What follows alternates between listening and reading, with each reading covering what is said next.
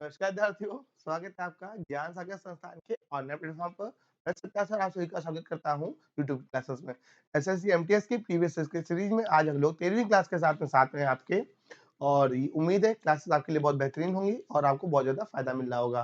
तो चालू करते हैं क्लास को बिना किसी देरी के। अगर आप इस चैनल पर नए हैं तो चैनल को सब्सक्राइब जरूर करिएगा, वीडियो को लाइक एंड शेयर जरूर करिएगा। चालू करते हैं क्लास को। यहाँ पर आपसे क्वेश्चन पूछा गया है। पहला क्वेश्चन है आपका,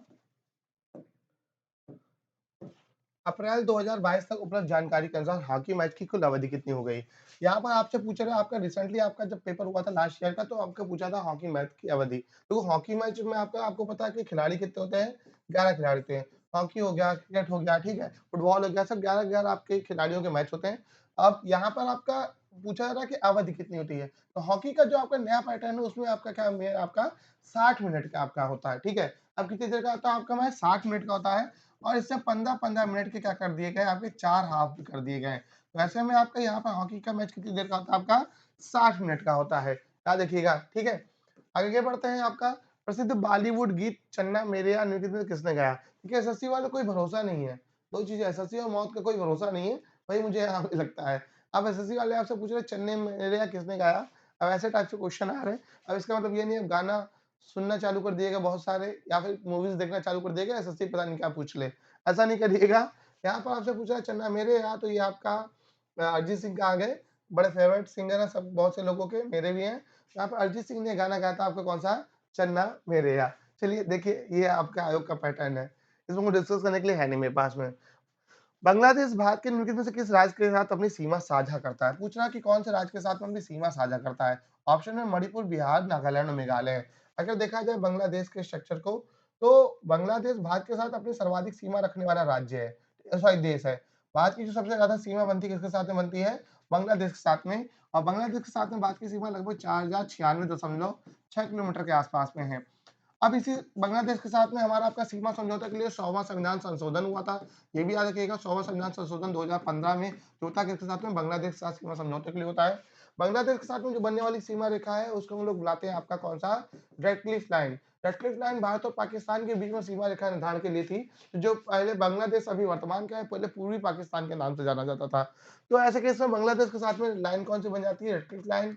100वां संविधान संशोधन भारत बांग्लादेश सीमा समझौते के लिए था 2015 में। और इसके साथ सबसे लंबी सीमा हम लोग बनाते हैं 4096.6 किलोमीटर की। अब अगर बात करते हैं बांग्लादेश के साथ में, बांग्लादेश के साथ में एक और चीज हम लोग देख लेते हैं, उसके बाद हम लोग आगे बढ़ेंगे। बांग्लादेश के साथ में हम लोग आपके 3 ट्रेन चलती हैं, ठीक है। आपकी कौन सी 3 ट्रेनें चलती हैं? पहली आपकी कौन सी एक्सप्रेस है?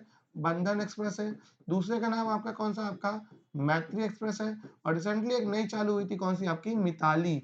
ये तीनों याद रखिएगा, बहुत ज्यादा पूछी जाती हैं कि बांग्लादेश के साथ में कौन सी आपकी ट्रेनें चलती हैं। बंधन, मैत्री और मिताली, ये तीनों ट्रेनें हैं। मैत्री आपको याद रखना, मैत्री सेतु भी है किसके बीच में?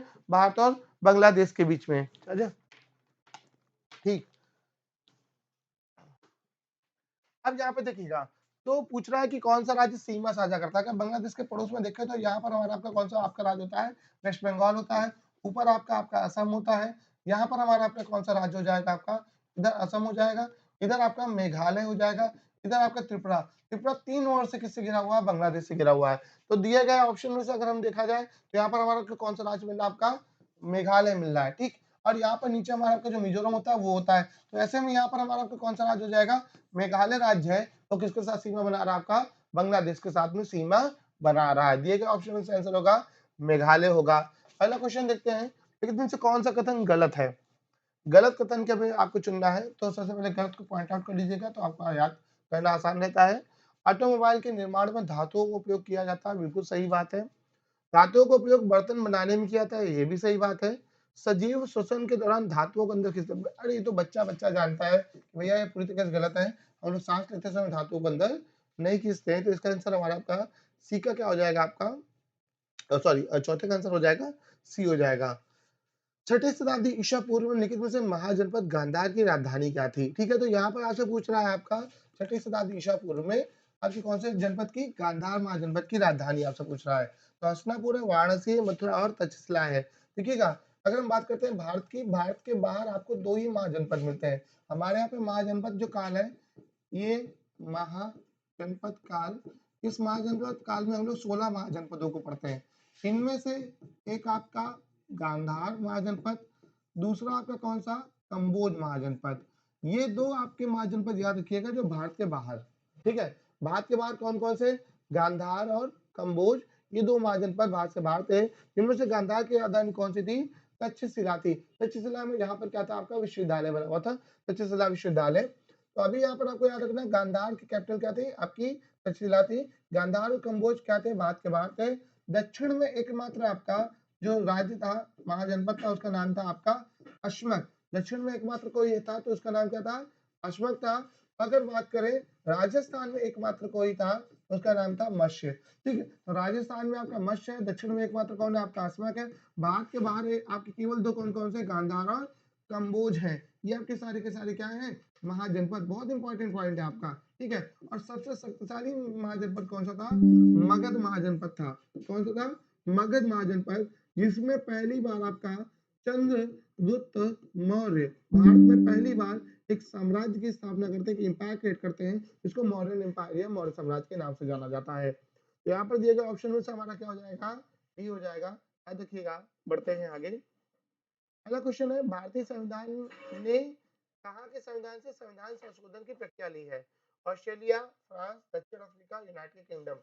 देखो यहाँ पर हमारे यहाँ पे क्या है, संविधान में संविधान संशोधन का कॉन्सेप्ट है, ठीक है। जो अमेंडमेंट है, हमें आपके संविधान में क्या है, समय के साथ परिवर्तन, ठीक है ना। जो चेंज है, ये आपका प्रकृति का सबसे बड़ा नियम है।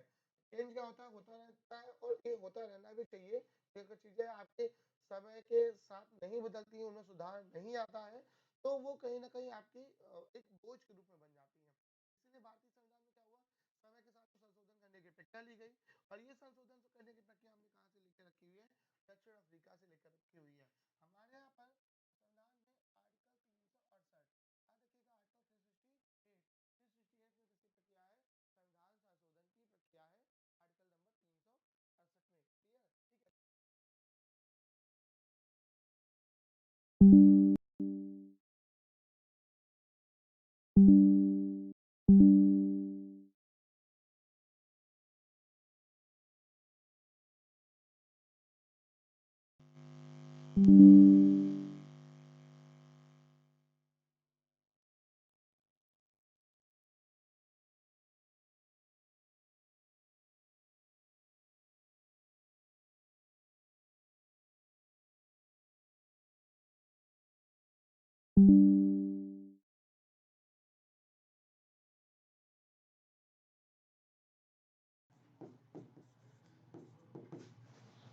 अरे ठीक, तो यहाँ पर क्या हुआ था कि ये आपसे पूछ रहा है कि 2020 के जो आपके ओलंपिक 2021 में हुए थे, इसमें किसने स्वर्ण पदक जीता था भारत के लिए।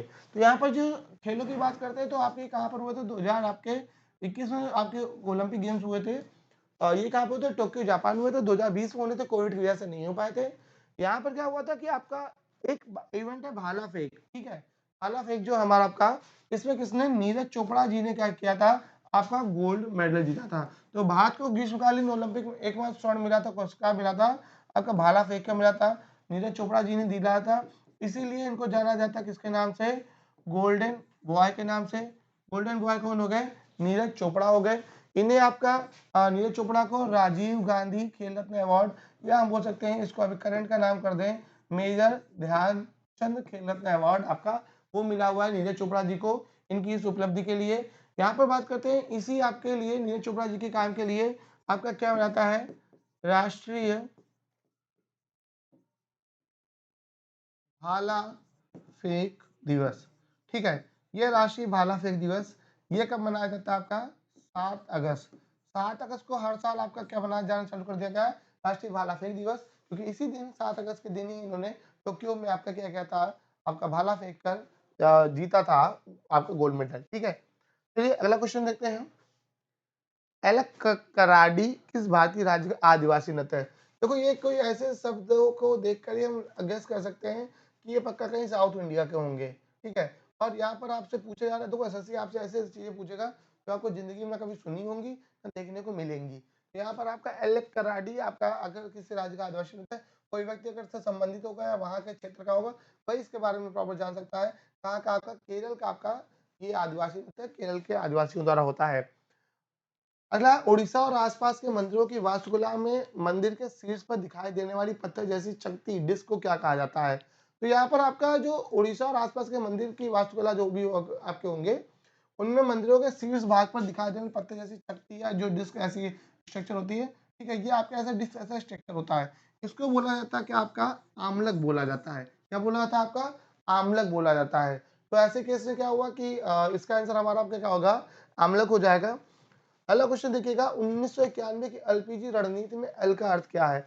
यहाँ पर देखिएगा 1991 का आपका टाइम पीरियड हमारे लिए बहुत इंपॉर्टेंट है, क्योंकि इस समय देश में इकोनॉमिक क्राइसिस चल रहा था, देश में आर्थिक संकट था, खाड़ी युद्ध होने की वजह से इराक ऐसे देशों में युद्ध होने की वजह से तेल का संकट था, तेल के संकट की वजह से मार्केट के आपके जो वस्तुओं के दाम बहुत ज्यादा बढ़ गए थे, इंडिया की इकोनॉमी बहुत बुरे क्राइसिस से गुजर रही थी। तब ऐसे केस में हमारे जो पीएम थे, पीएम का नाम याद रखिएगा, ये थे नरसिम्हा राव, ठीक है, ये नरसिम्हा राव। और हमारे आपके फाइनेंस मिनिस्टर की बात करते हैं। फाइनेंस मिनिस्टर उस समय हमारे आपके कौन थे? आपके मनमोहन सिंह जी, ठीक है। तो यहाँ पे फाइनेंस मिनिस्टर के रूप में मनमोहन सिंह जी हो गए और पीएम के रूप में कौन हो गए? नरसिम्हा राव जी हो गए। क्या देखिएगा इन दोनों व्यक्तियों के नामों को। इन्होंने क्या किया था, एक आपके उस क्राइसिस से बाहर निकालने के लिए भारत को एक एलपीजी रिफॉर्म चालू किया था। एलपीजी की बात करते हैं तो एलपीजी में यहाँ पर आपका एल बिलोंग करता है लिबरलाइजेशन को, ठीक है, लिबरलाइजेशन को। पी बिलोंग करता है प्राइवेटाइजेशन को, ठीक है। और यहाँ पर आपका जी होता है जो ये ग्लोबलाइजेशन को। तो यहाँ पर आपका इसको अगर देखा जाए तो ये आपका उदारीकरण, निजीकरण और आपका क्या? वैश्वीकरण। ये आपकी तीन प्रक्रियाएं भारत सरकार द्वारा अपनाई गई भारत की इकोनॉमी को बूस्ट करने के लिए। वैश्वीकरण यानी विश्व के आपके जो द्वार कंपनियों के खोल दी गए भारत में आपके निवेश करने के लिए।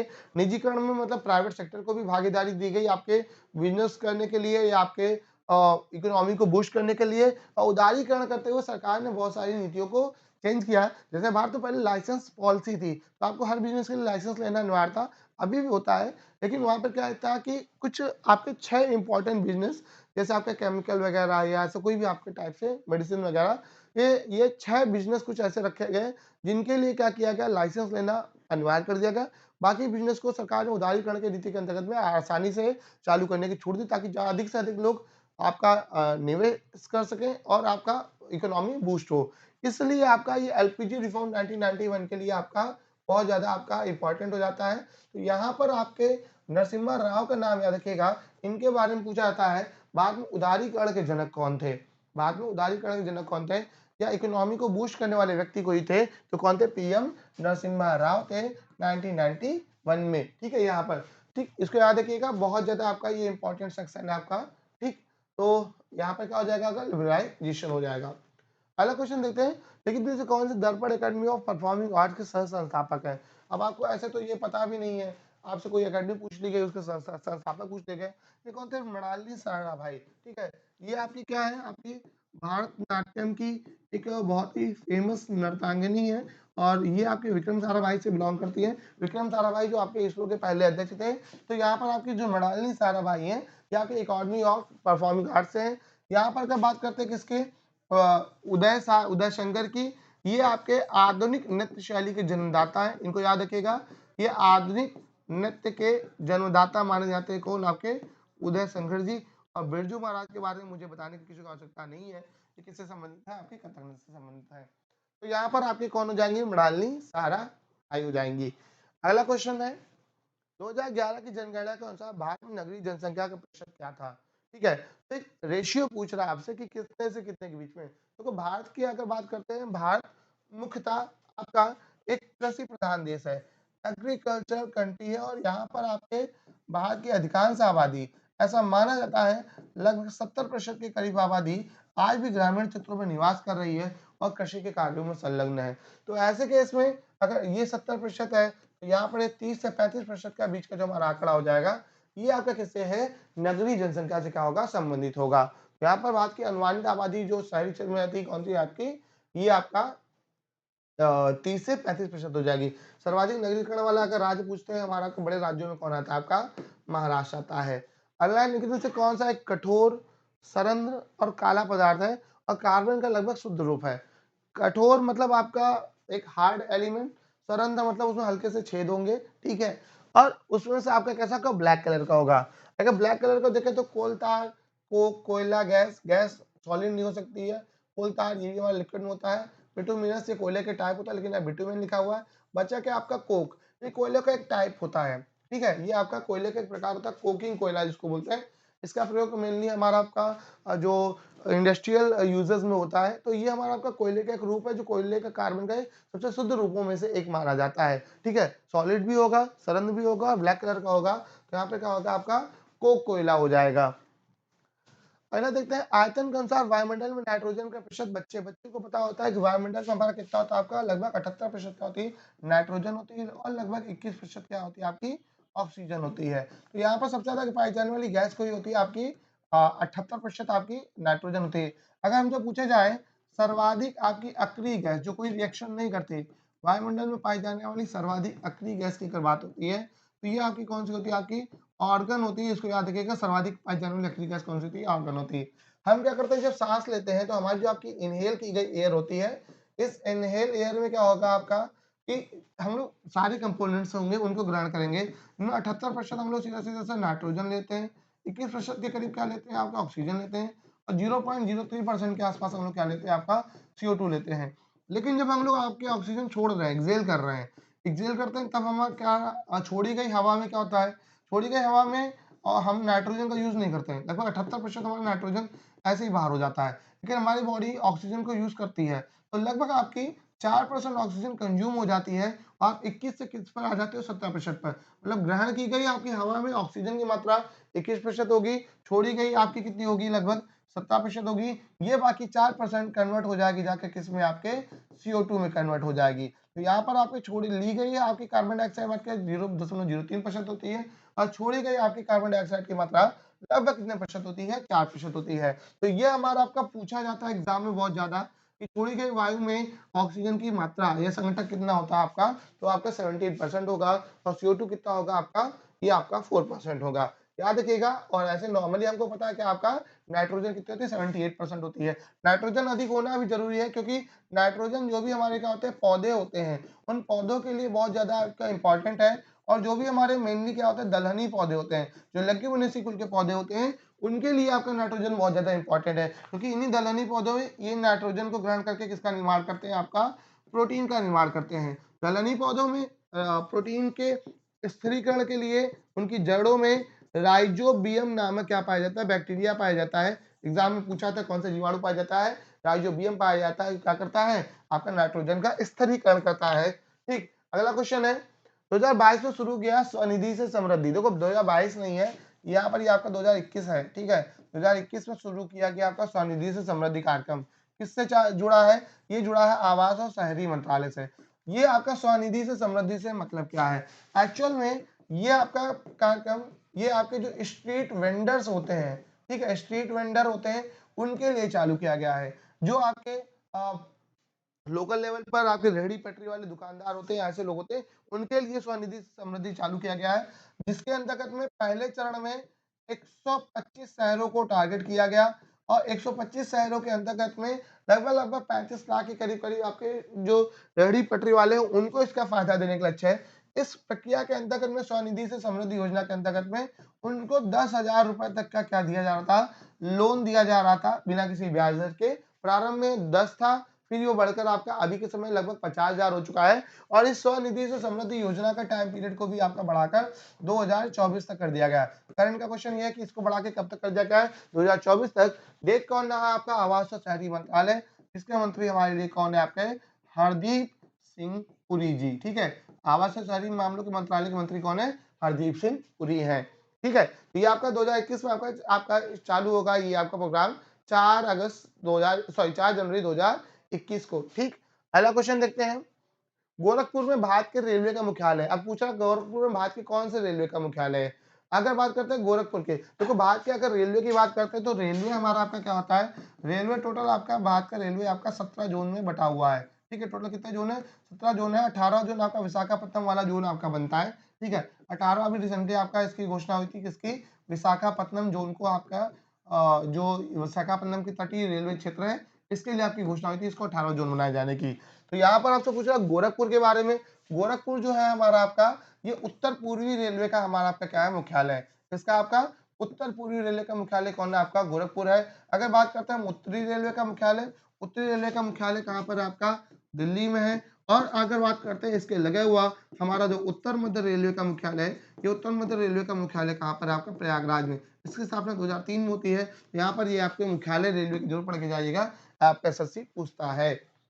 अगला क्वेश्चन देखिएगा, लेकिन में से कौन सी कृति प्रसिद्ध भारतीय लेखक खुशवंत सिंह की है। देखो खुशवंत सिंह बहुत फेमस राइटर हैं और उनकी जो सबसे फेमस किताब है train to Pakistan. Train to Pakistan देखो ये वो आपके फेमस आपके पत्रकार थे ये एक्चुअल में पत्रकार और राइटर दोनों हैं और इन्होंने बहुत सारी किताबें लिखी हुई हैं। इनकी किताब को छोटा सा जिक्र मैं आपको जल्दी से करता हूँ कि हुआ ये था कि जब भारत का विभाजन हुआ था, भारत के विभाजन के समय लाहौर जो वर्तमान में पाकिस्तान है भारत को मिलना था। इन्होंने जो भारत के विभाजन करता रेडक्लिफ थे जिन्होंने सीमा रेखा आयोग के अध्यक्ष थे उन्होंने निर्धारण किया था, उनसे पूछा कि लाहौर तो भारत को मिलना था तो ये आपने लाहौर पाकिस्तान को क्यों दे दिया।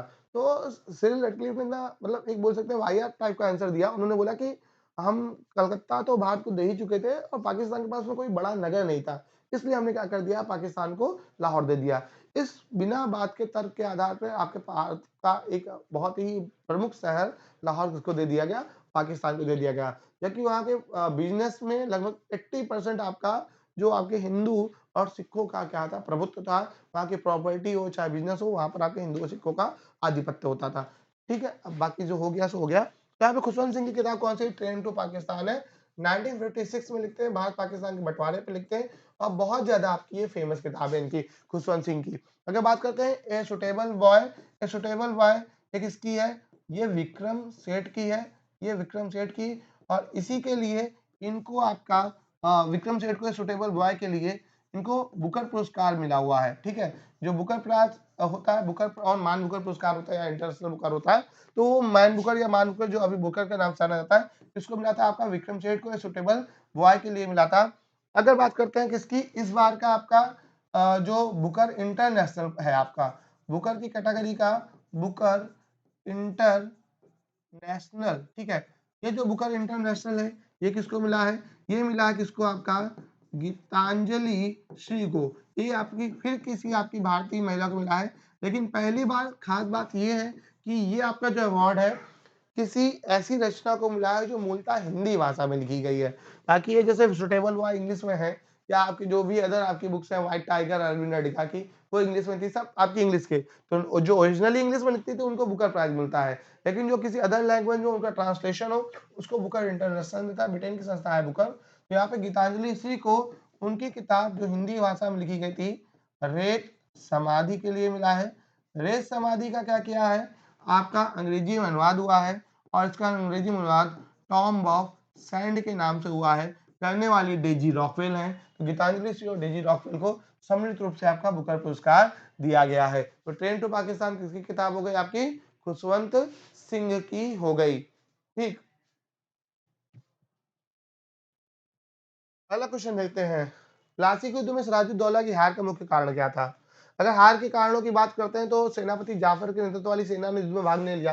बिल्कुल सही बात है। इसका जो सेनापति मीर जाफर क्या कर गया था, गद्दारी कर गया था, जिसकी वजह से क्या हुआ था आपके सिराजुद्दौला की सेना को हार का सामना करना पड़ा था। सिराजुद्दौला युद्ध छोड़कर भाग गए थे, सिराजुद्दौला युद्ध छोड़ के भाग गए थे। बाद में इनकी मीर जाफर के पुत्र मीरन ने क्या करवा दी थी, हत्या करवा दी थी। तो यहाँ पर आपके पहले ही ऑप्शन मिल जाएगा, युद्ध का कारण आपका क्या था, आपका प्लासी के युद्ध का आगे हार का सिराजुद्दौला का कि उनके सेनापति मीर जाफर के नेतृत्व वाली सेना ने युद्ध में भाग नहीं लिया था। तो एक थे मीर मदान, एक थे मीर जाफर। मीर जाफर विद्रोह करते हैं, मदान लड़ते हुए मारे जाते हैं, सिराजुद्दौला युद्ध से भाग जाते हैं, जिनकी बाद में हत्या मीरन करवा देते हैं। प्लासी युद्ध की बात करते हैं, होता है 1757 में। ब्रिटिश सेना का नेतृत्व करने वाला कौन था, रॉबर्ट क्लाइव था। और यहीं से क्या होता है, इस प्लासी युद्ध से ही भारत में ब्रिटिश साम्राज्य की नींव पड़ती है। आपका फाउंडेशन जो आपका तैयार होगा वो आपके प्लासी युद्ध से होगा और स्थापना होगी, एस्टेब्लिशमेंट होगी वो बक्सर के युद्ध से होगी 1764 में। ठीक, अगला क्वेश्चन देखते हैं, अप्रैल 2022 में को भारत का नया विदेश सचिव, ये लास्ट क्लास में आपका हम लोगों ने पढ़ा हुआ था, सेम क्वेश्चन एसएससी ने 2 पेपर में रिपीट किया है। विदेश सचिव कौन चुने गए थे, विनय मोहन कात्रा जी। ठीक है, और सुब्रमण्यम जयशंकर तो आपको पता है हमारे कौन है, विदेश मंत्री हैं। ठीक, मीनाक्षी लेखी केंद्रीय मंत्री हैं, हर्षवर्धन श्रृंगला हमारे के पूर्व आपके विदेश सचिव थे। अभी के समय में कौन है? विनय मोहन क्वात्रा है।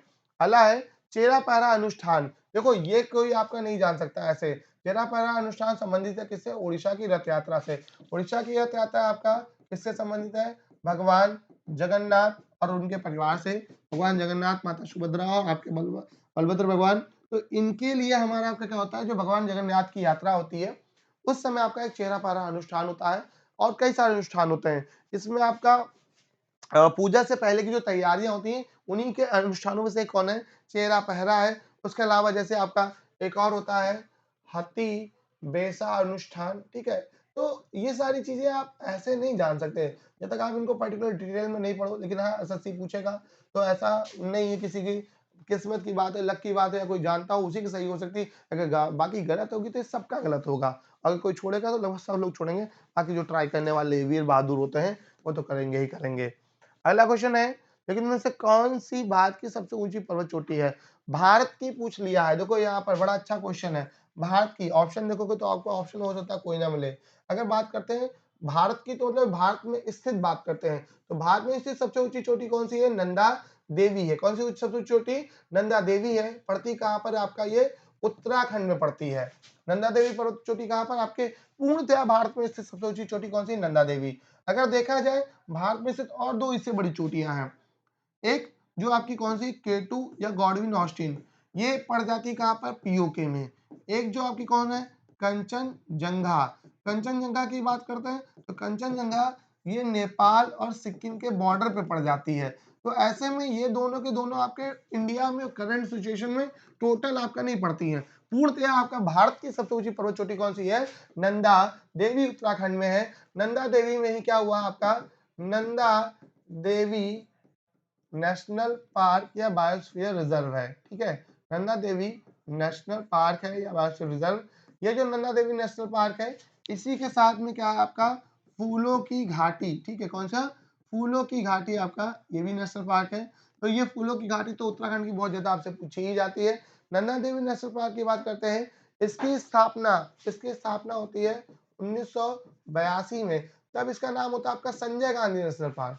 समझ लीजिएगा, तब इसका नाम होता है आपका संजय गांधी नेशनल पार्क। बाद में 2005 में इसका नाम बदलकर नंदा देवी नेशनल पार्क कर दिया जाता है, ठीक है? तो यहाँ पर हमारी आपकी ये नंदा देवी नेशनल पार्क इससे 1988 में यूनेस्को की हेरिटेज सूची में शामिल किया गया था। यूनेस्को के प्रोग्राम चलता है मैन एंड बायोस्फीयर रिजर्व, और उस बायोस्फीयर रिजर्व की कैटेगरी में किसको शामिल किया गया था? नंदा देवी नेशनल पार्क को 1988 में। तो नंदा देवी कहाँ की? उत्तराखंड की। नामचा बरवा की बात करते हैं, ये आपका अरुणाचल प्रदेश में पड़ता है। और ईस्टर्न माउंटेन है किसका? सबसे पूर्वी पर्वत आपका माना जाता है किसका?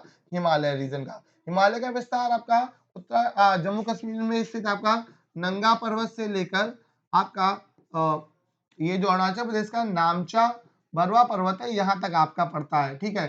तो ये आपका विस्तार हिमालय का नंगा पर्वत जम्मू कश्मीर से लेकर अरुणाचल प्रदेश के नामचा बरवा पर्वत तक होता है। तो यहाँ पर नामचा बरवा पर्वत है। कॉमेट पर्वत की बात करते हैं आपका उत्तराखंड में पड़ता है। मकालू की बात करते हैं तो ये पड़ता है आपका कहाँ पर? नेपाल में पड़ता है, ठीक है? तो हर किसी के बारे में कोई ना कोई कहा, बहुत सारी आपकी खास बातें हैं, ठीक। चलिए अगला क्वेश्चन देखते हैं। मार्ले मिंटो सुधारों की शुरुआत के समय भारत का वायसराय कौन था? नाम में ही लिखा हुआ है मिंटो और मार्लो, ठीक है? मार्ले। तो यहाँ पर आपके जो आपके उस समय वायसराय थे ये कहा गया, मिंटी लिखा है, मिंटी गलत है। ये आपके मिंटो थे, ठीक है? और मिंटो में भी कौन से? मिंटो सेकंड, इसके पहले एक और मिंटो हो चुके हैं। तो यहाँ पर आपके लार्ड तो गलत लिखा हुआ है। कौन थे? Minto second. ये आपके कौन थे? भारत के उस समय के वायसराय। होता क्या था कि आपका जब 1857 की क्रांति हुई थी तो उसके बाद 1858 का अधिनियम आया। तो उसके अंतर्गत में एक आपका ब्रिटेन में एक विभाग बनाया गया जिसको नाम दिया गया भारत विभाग दिया गया। भारत विभाग, इस भारत विभाग का जो आपका हेड होता था, जो काम देखता था, उसको आपका भारत सचिव बोला गया। तो यहाँ पर जो मार्ले जो थे वो इंडियन सेक्रेटरी थे, भारत सचिव थे। वो भारत संबंधी सारे कार्यों को देखते थे। और मिंटो दोती कौन थे? ये भारत के उस समय के वायसराय थे। मिंटो दोती भारत के उस समय के वायसराय थे।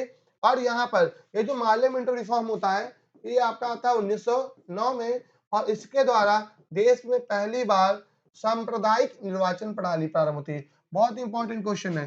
देश में पहली बार सांप्रदायिक निर्वाचन प्रणाली या धर्म के आधार पर निर्वाचन प्रणाली किससे चालू होती है? इस मार्ले मिंटो रिफॉर्म से होती है। कब होती है? 9 में होती है और इसके अंतर्गत में पहली बार अगर जो निर्वाचन अलग व्यवस्था बनाई गई किसके लिए? मुसलमानों के लिए। तो जो मुसलमानों के लिए आपका सेपरेट इलेक्शन सिस्टम, पृथक निर्वाचन पद्धति की अगर बात होती है, कब आती है? ये आपका 1909 के पार्लियामेंट सुधार में बहुत ज़्यादा इम्पोर्टेंट है। पहला क्वेश्चन देखिएगा, इल्बरी वंश, ये दिल्ली सल्तनत का प्रथम शासक कौन था? देखो, ये जो इल्बरी वंश है, इसको आपका इल्बरी हम लोग बाद में जानते हैं। जो यहाँ पर दिल्ली सल्तनत का आपका अगर इस वंश की बात करते हैं, इसका पहला शासक कौन था? आपका ऐबक था। यहाँ पर दिल्ली सल्तनत का पहला वंश आपको कौन सा था? ऐबक वंश था और इसका संस्थापक कौन माना जाता है आपका? कुतुबुद्दीन ऐबक, ठीक है? कुतुबुद्दीन ऐबक, ये ऐबक जो था, कुतुबुद्दीन ऐबक, ये ऐबक वंश का आपका ऐबक जनजाति से बिलोंग करता था। शेष इसके बाद के जो भी हुए वो इल्बरी जनजाति के तुर्क थे, इसलिए इस वंश को क्या बोला गया? आपका इल्बरी वंश बोला गया है। जैसे कुतुबुद्दीन ऐबक के बाद में कौन आते हैं? इल्तुतमिश आते हैं। ये इल्तुतमिश इस दिल्ली सल्तनत के पहले वास्तविक संस्थापक के ऐबक वंश के वास्तविक संस्थापक माने जाते हैं। ये जो इल्बरी वंश है, इसे आपका इसके अलावा मामलूक वंश भी कहा जाता है। इसको क्या बुलाते हैं? मामलुक वंश बोलते हैं। क्यों बोलते हैं? मामलुक का अर्थ होता था स्वतंत्र माता पिताओं से उत्पन्न आपकी संतानें। तो ये ऐसे दास हुए जो स्वतंत्र माता पिताओं से उत्पन्न थे, अलग अलग जगह से एक के बाद एक नहीं आपके शामिल हुए, तो इसको आपका इल्बरी वंश, दिल्ली आपका या ऐबक वंश या मामलुक वंश के नाम से जाना गया। ऐबक के केवल इकलौता ऐबक था जो ऐबक जनजाति से था, बाकी सारे इल्बरी जनजाति के तुर्क थे, जिनमें कौन था? इल्तुतमिश था। ये इल्तुतमिश दिल्ली सल्तनत का क्या था? वास्तविक संस्थापक था। इसने ही क्या किया? दिल्ली को आपका राजधानी के रूप में स्थापित किया। इसके पहले कुतुबुद्दीन ऐबक थे, उन्होंने आपका किसकी राजधानी स्थापित की थी? आपकी राजधानी कहाँ थी? लाहौर में। लाहौर से दिल्ली राजधानी वाला कौन हो गया आपका? इल्तुतमिश हो गया। इसका आंसर हमारा आपका क्या हो जाएगा? आपका कुतुबुद्दीन ऐबक हो जाएगा।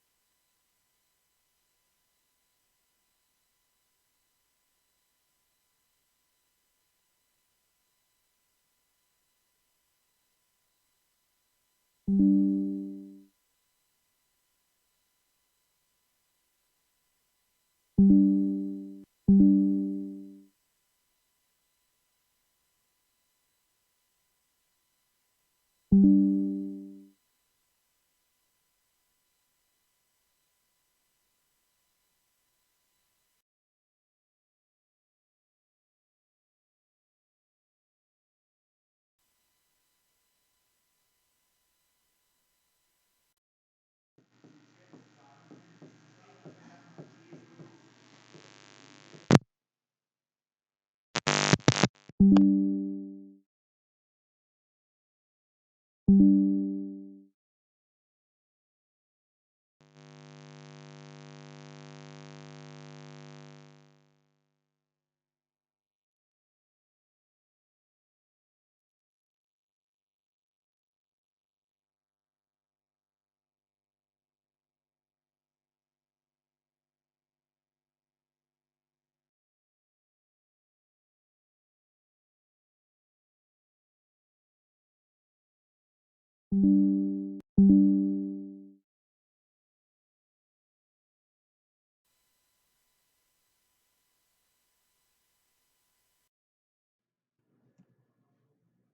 अभी भी हाँ ठीक है, ठीक है। थोड़ा सा इश्यू था टेक्निकल, बस लास्ट के दो क्वेश्चन है। यहाँ पर आपका पूछ रहा है कि समशीतोष्ण घास के मैदान। शीतोष्ण घास के मैदान की बात करते हैं तो आपके तो शीत और उष्ण दोनों मामलों में आपके लगते हैं। तो यहाँ पे आपके समशीतोष्ण घास के मैदान की बात करते हैं तो ये आपके उत्तरी अमेरिका में आपका इनको प्रेरी घास के मैदानों के नाम से जाना जाता है। तो ये आपका उत्तरी अमेरिका में जो यूएसए का सेक्शन होता है वहां पर किसकी खेती के लिए, गेहूं की खेती के लिए। और वहीं पर अगर आप कनाडा साइड चले जाइएगा, ऊपर साइड में हमारा आपका सॉरी यूएसए साइड में मक्के की खेती के लिए होता है। यूएसए में मक्का यानी कॉर्न इसकी खेती होती है और कनाडा साइड में कहा की खेती होती है, आपकी गेहूं की खेती होती है। तो ये प्रेरी मैदान हो जाते हैं। स्टेपीज जो आपके कहाँ पाए जाते हैं, यूरोप में पाए जाते हैं। इनमें से सबसे प्रमुख आपका वहां के घास के मैदान आपका जो खेती के लिए यूक्रेन। तो यूक्रेन गेहूं का उत्पादन एक आपका बड़ा देश था जो भी इस समय क्राइसिस से गुजर रहा है। तो समशीतोष्ण घास के मैदान किसके लिए इंपॉर्टेंट हो जाते हैं, गेहूं की खेती के लिए। अगर देखिएगा उपाधियों का उन्मूलन किसके अंतर्गत में आता है, तो उपाधियों का उन्मूलन हमारे भारतीय संविधान में आपका आर्टिकल 18 है जो ये आपके उपाधियों के उन्मूलन का प्रावधान करता है। ये आपके क्या दिलाता है, आपका क्षमता दिलाता है। यानी नागरिकों के लिए क्या होता है आपका कि उनको एक इक्वल लेवल देने के लिए आपको उपाधियों का अंत कर दिया गया। पहले के समय क्या था कि साहित्य उपाधि अधिनियम था। 1876 में साहित्य उपाधि अधिनियम आया था और इस अधिनियम के द्वारा क्या किया गया था कि बहुत बड़ी बड़ी उपाधियां देनी चालू की गई, जिसमें से बात के ब्रिटेन की जो महारानी थी उनके कैसरे हिंद की उपाधि दी गई। तो ऐसे में कैसरे हिंद, राय बहादुर, दीवान, सर ऐसे कर कई सारी उपाधियां दी जाती थी। तो ऐसे में इन व्यक्तियों का जो उपाधियां रखते थे उनका सामाजिक अस्तित्व बाकी व्यक्तियों की अपेक्षा क्या होता था, अलग होता था। और ऐसे में उनके बीच में एक भेदभाव, उनके और बाकी व्यक्तियों के बीच में भेदभाव क्रिएट होता था। उसको रोकने के लिए हमारे संविधान में आर्टिकल 18 में उपाधियों का अंत कर दिया गया है, जिससे क्या कर सके वो समता के अधिकार को मजबूत कर सके। हमारे संविधान हमें प्रतिष्ठा और अवसर की क्या देता है, समानता देता है। तो यहाँ पर हमारा आपका क्या होगा, ये रही आज की क्लास। इसमें आपका आंसर क्या होगा, 25 का आपका डी होगा। और उम्मीद है आपको क्लास समझ में आई होगी, आपके लिए बेनिफिशियल होगी। पढ़िएगा, नोट जरूर बनाइएगा। पीडीएफ के लिए ज्ञान सागर का टेलीग्राम ग्रुप जरूर ज्वाइन कर लीजिएगा। क्लास अच्छी लगती है तो लाइक और शेयर जो करिएगा। तब तक फिर मिलते हैं अगली क्लास में, तब तक के लिए धन्यवाद।